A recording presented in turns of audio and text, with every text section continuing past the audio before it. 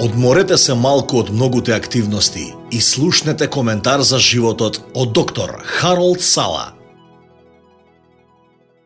Мои се советот и здравото мислење. Изреки, 8 глава, 14 стих. Покажи му на оптимистот чаша со вода која е само делумно исполнета и тој ќе ја опише како половина исполнета. Но покажи му на песимистот истата чаша и тој ќе ја нарече полупразна. Што е разликата? Разликата е во тоа како го гледаме животот и во тоа дали го ставаме акцентот на негативните или позитивните работи. А кога станува збор за домот и меѓусебните врски, принципот е исто толку вистинит. Каков поглед имате врз вашата жена? Дали ја гледате како таква која едноставно не е организирана? Таа едноставно не може да се среди, се жалите. Или подобро, дали гледате подалеку од тоа и ја гледате незината уметничка способност или начинот на кој таа ги гради другите? Како вие жените ги гледате вашите мажи? Дали го гледате како малку мрзелив, како некој што се паркира пред телевизорот и го проверува времетрањето на фудбалската сезона? Дали постојано мислите за неговите недостатоци, оние мали нешта што ве иритираат? Работи како што се неговите чорапи на подот покрај креветот? Ако е понеделник, знаете дека неделните чорапи ќе бидат таму, а истото може да се каже и за вторник, среда, четврток и останатите денови од неделата. Изгледа дека тој не може да го најде патот кон корпата за валканата облека, која се наоѓа само 3 чекори подалеку. Што е со фрлањето на ѓубрето или земањето на децата од училиште или од разни активности?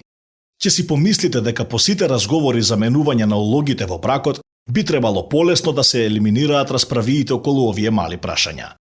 Сега можеби ќе се смеете и си мислите дека тоа се глупави нешта за да предизвикаат препирки, но овие мали иритации често почнуваат да развиваат негативно размислување и вие почнувате да страдате од заразен песимизам што може да предизвика штета. Писмото вели дека малите лисици ги уништуваат лозовите насади. Песна над песните, 2 глава, 15 стих. Многу често фокусирањето на малите негативни работи ги повредуваат поважните работи. Доста често кога ги советувам паровите ќе речам: кажи ми за добрите квалитети во животот на твојот сопруг или сопруга, зашто сум сигурен дека некој толку бистар или убав како што си ти, никогаш не би бил привлечен од некој што нема многу добри квалитети во неговиот или нејзиниот живот. Дали сте песимист или оптимист кога станува збор за вашиот партнер во бракот? Во неговото писмо до Колошаните, апостол Павле напишал дека треба да се трпиме еден со друг во љубов. Колошани, 3 глава, 13 стих. Зборот трпиме подобро би можел да се преведе да се поднесуваме еден со друг во љубов. Психологот доктор Карл Т. Кларк беше пионир во пристапот на советување за брак, кој започнува со барање учесниците да направат список на сите добри особини на партнерот и на работите во кои се слични. Потоа ги замолува да се вратат назад во нивното сеќавање и да се сетат на некои од врските кои ги зближиле, деца, годишнини, па дури и трагедиите со кои се соочиле заедно. Третиот чекор, препорачан од докторот Кларк, е да се започне наградување еден со друг, со комплименти наместо критики. Тој го нарекува позитивно засилување. Всушност, она што овој психолог препорачува дека е добра доза на библиска етика. Павле им напишал на филипјаните и ги поттикнал: се што е вистинско, честно, праведно, мислете на тоа. Филипјани, 4 глава, 8 стих. Андре Муроа напишал дека бракот е градба која мора да се обновува секој ден.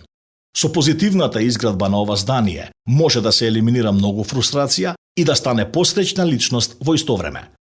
Кога ги собирате тие чорапи, обидете се да кажете: ти благодарам Господе за мажот кој ме сака и благодарам што можам да бидам сигурна дека ќе знам каде да ги најдам неговите чорапи.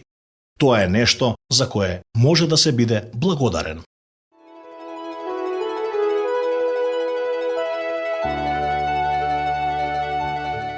Што току го слушнавте доктор Харолд Сала во овој коментар за животот.